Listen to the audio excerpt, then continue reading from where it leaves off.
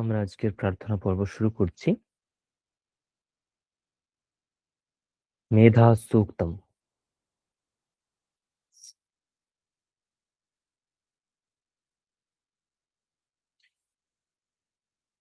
শ্রী গুরুভ্যো নমঃ। হরিঃ ওম। यश्छन्दसा वृषभो विश्वरूपः छन्दोऽभ्योऽध्यमृतात् सम्बभूव समेन्द्रो मेधया आस्पृणोतु अमृतस्य देवधारणो भूयासम् शरीरं मे विचर्षणम् जिह्वा मे मधुमत्तमा कर्णाभ्यां भूरिविश्रुवम् ब्रह्मणः कोशोऽसि मेधया पिहितः श्रुतं मे गोपाय। ॐ शान्तिः शान्तिः शान्तिः। ॐ मेधा देवी जुषमाणा न विश्वाची भद्रा सुमनस्यमाना त्वया जुष्टानुदमाना दुरुक्ता बृहद्वदेम विदथे सुवीरा त्वया जुष्टऋषिर्भवति देवि त्वया ब्रह्मा गतश्रीरुतत्वया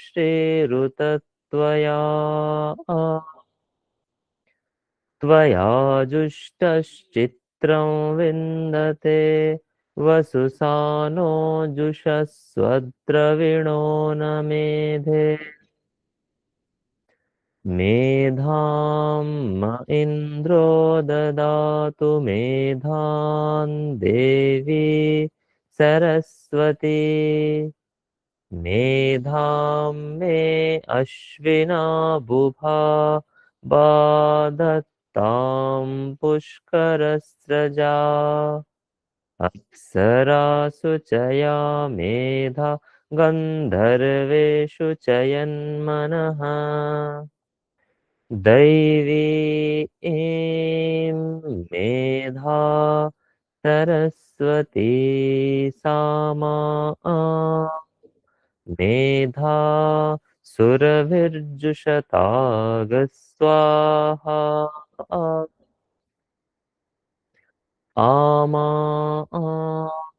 मेधा सुरभिर्विश्वरूपा हिरण्यवर्णा जगति जगम्या ऊर्जस्वती पयसा पिन्वमाना सामा मेधा सुप्रतीकाजुषन्ताम् ॐ हंसाय विद्महे परमहंसाय धीमहि तन्नो हंसः प्रचोदयात्। ॐ शान्तिः शान्तिः शान्तिः।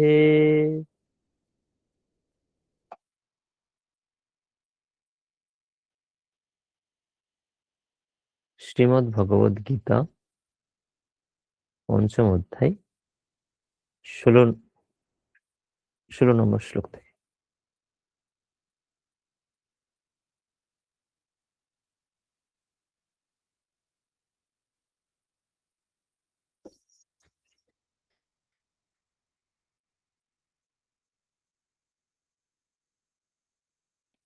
वसुदेवसुतं देवं कंसचाणूरमर्दनम् देवकी परमानन्दम् कृष्णं वन्दे जगद्गुरुम्। अथ पञ्चमोऽध्यायः। ज्ञानेन तु तदज्ञानम् येषान्नाशितमात्मनः तेषामादित्यवज्ञानम् प्रकाशयति तत्परम्। तद्बुद्धयस्तदात्मानः तन्निष्ठास्तत्परायणाः गच्छन्त्य पुनरावृत्तिम् ज्ञाननिर्धूतकल्मषाः विद्याविनयसम्पन्ने ब्राह्मणे गविहस्तिनि शुनि चैव श्वपाके च पण्डिताः समदर्शिनः इहैव तैर्जितः सर्गो येषां साम्ये स्थितं मनः निर्दोषं हि समं ब्रह्म तस्मात् ब्रह्मणि ते स्थिताः न प्रहृष्येत् प्रियं प्राप्य नो द्विजेत् प्राप्य चाप्रियम् स्थिरबुद्धिरसं मूढो ब्रह्मविद् ब्रह्मणि स्थितः बाह्यस्पर्शेष्वसक्तात्मा विन्दत्यात्मनि यत् सुखम् स ब्रह्मयोगयुक्तात्मा सुखमक्षयमश्नुते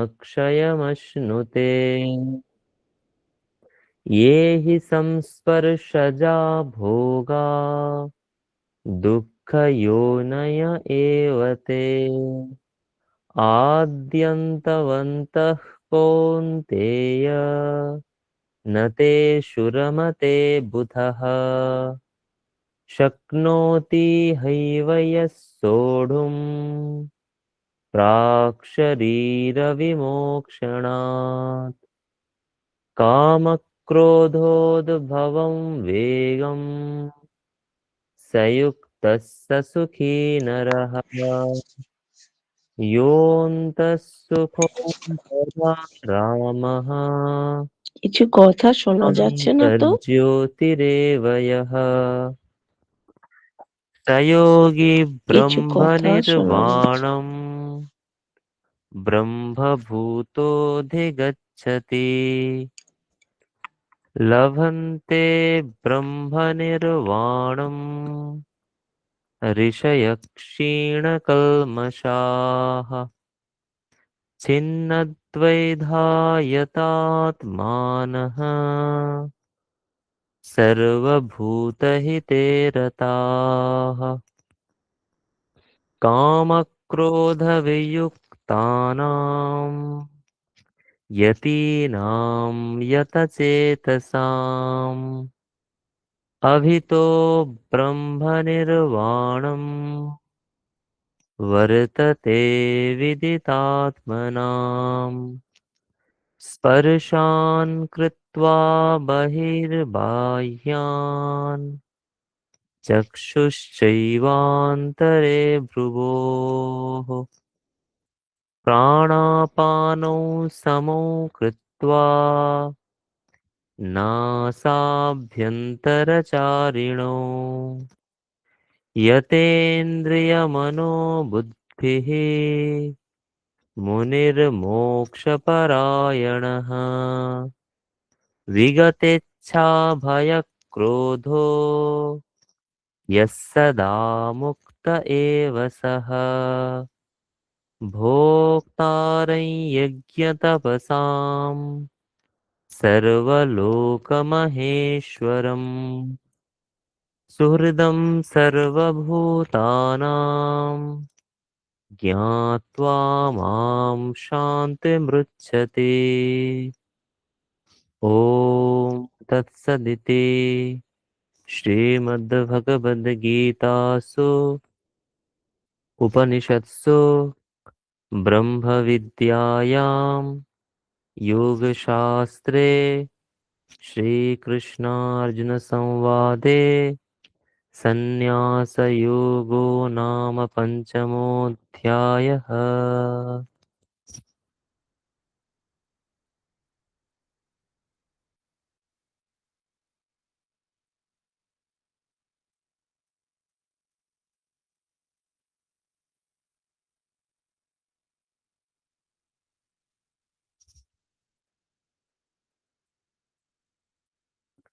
আজকের প্রাত্যহিক মনন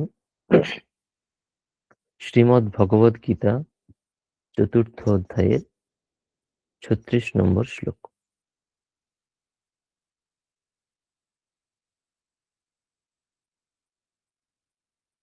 শ্লোকটি আমি পাঠ করছি। अपि चेदसि पापेभ्यः सर्वेभ्यः पापकृत्तमः सर्वं ज्ञानप्लवेनैव वृजिनं सन्तरिष्यसि। আরেকবার পাঠ করছি। अपि चेदसि पापेभ्यः सर्वेभ्यः पापकृत्तमः सर्वं ज्ञानप्लवेनैव वृजिनं सन्तरिष्यसि।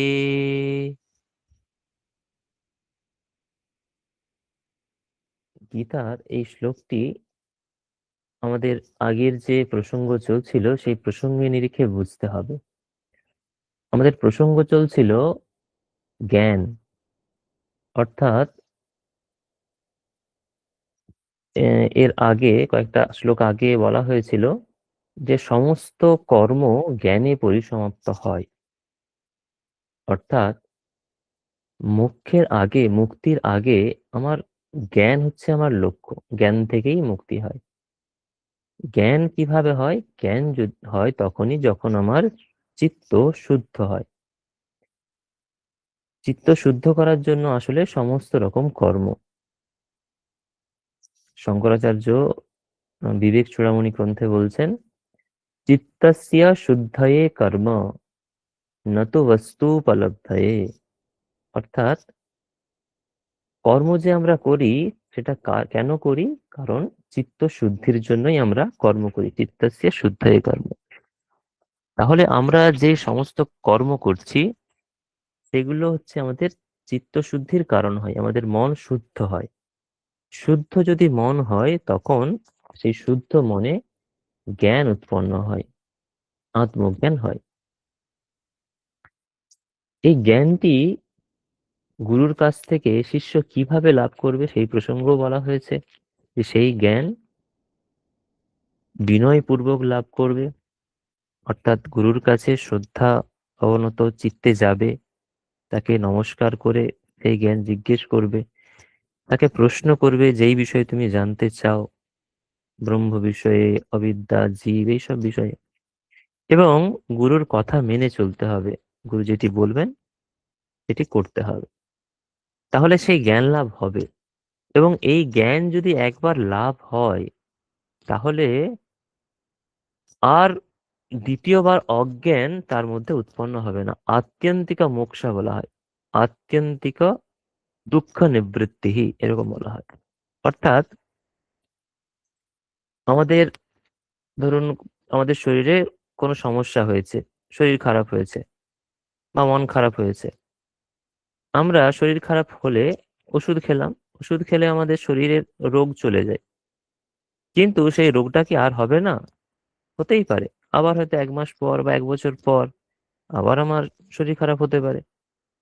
অর্থাৎ এটা পুরোপুরি ভাবে শরীর খারাপ একবারে চলে গেল ওষুধ খেলাম বলে এরকম হয় না। কিন্তু জ্ঞান এইরকম নয়। জ্ঞান যদি একবার উৎপন্ন হয় তাহলে আর কখনো অজ্ঞান আমাকে বন্ধনে জড়াতে পারবে না। অর্থাৎ চিরতরে আমি সংসার বন্ধন থেকে মুক্ত হয়ে যাব। এবং যখন মুক্ত হয়ে যাব, যখন আমার মোক্ষ হবে, তখন আমি সমস্ত প্রাণীকে আমার নিজের মধ্যে দেখতে পাবো, সমস্ত ভূতকে আমি নিজের মধ্যে দেখতে পাবো, এবং ভগবানের মধ্যেও দেখতে পাবো। এবং ভগবানকে সমস্ত সমস্ত বস্তুর মধ্যে, সমস্ত প্রাণীর মধ্যে সেই ভগবানকে বা আত্মাকে আমি দর্শন করব। এই আমাদের প্রসঙ্গ চলছিল। সেই প্রসঙ্গে আমি ঈশোপনিষদের এক মন্ত্র বলছিলাম যে ঈশোপনিষদেও ঠিক এইরকমই মন্ত্র আছে, যে যিনি নিজের মধ্যে আত্মা দর্শন করেন এবং আত্মার মধ্যে নিজেকে দর্শন করেন, তিনি শোক মোহগ্রস্ত হন না, ইত্যাদি। এই শ্লোকে সেই প্রসঙ্গেই বলা হচ্ছে, অপি চেদসি পাপেভ্যঃ সর্বেভ্যঃ পাপকৃত্তমঃ। যদি তুমি সমস্ত পাপের থেকেও সর্বশ্রেষ্ঠ পাপ করো, অর্থাৎ তুমি যদি এমন কাজ করতে পারো, এখানে পাপ বলতে বুঝতে হবে আসলে ধর্ম এবং অধর্ম। সাধারণত অধর্মকে আমরা পাপ বলি, কিন্তু শঙ্করাচার্য এখানে যা কিছু আমাদেরকে বন্ধনে জড়ায় সেটাকেই পাপ বলেছেন ভাষ্যে। সাধারণভাবে পাপ মানে আমরা যেটা শাস্ত্র বিহিত কর্ম সেটা করি না, না যদি করি তাহলে আমাদের পাপ উৎপন্ন হয়, নিষিদ্ধ কর্ম করলে পাপ উৎপন্ন হয়। কিন্তু এখানে শঙ্করাচার্য বলছেন, যেহেতু একজন যে জ্ঞানী মুমুক্ষু ব্যক্তি, তার ক্ষেত্রে ধর্ম এবং অধর্ম দুটোই বন্ধনের কারণ। কারণ ধর্ম যদি আমি করি, তাহলে ধর্ম অনুসারে চললে আমার পুণ্য ফল হবে। পুণ্য ফল যদি হয়, সেই পুণ্য ফল ভোগ করার জন্য আমাকে আবার শরীর ধারণ করতে হবে, তাহলে সেটাও আমার বন্ধনের কারণ। সেই জন্য এখানে পাপ বলে বুঝতে হবে যে ধর্ম এবং অধর্ম যা আমাদেরকে বন্ধন করে। যাই হোক, তাহলে সমস্ত পাপের মধ্যেও যদি আমি সব থেকে বেশি পাপ করে থাকি, কিন্তু যদি আমার জ্ঞান উৎপন্ন হয়, তাহলে সেই জ্ঞান রূপ নৌকার দ্বারা আমি সমস্ত পাপকে অতিক্রম করে যেতে পারবো। জ্ঞান হচ্ছে নৌকার মতো, আর এই সংসার হচ্ছে এই নদী বা সমুদ্রের মতো। তাহলে আমরা যেমন নৌকো দিয়ে নদী বা সমুদ্রের নয়, নদীর এক প্রান্ত থেকে অন্য প্রান্তে, অন্য পাড়ে আমরা যেতে পারি, সেইরূপ জ্ঞানরূপ ভেলার দ্বারা আমরা এই দুঃখরূপ সংসার সমুদ্রকে অতিক্রম করতে পারি।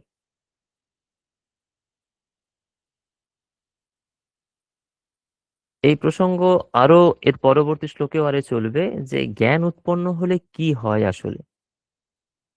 জ্ঞান উৎপন্ন হলে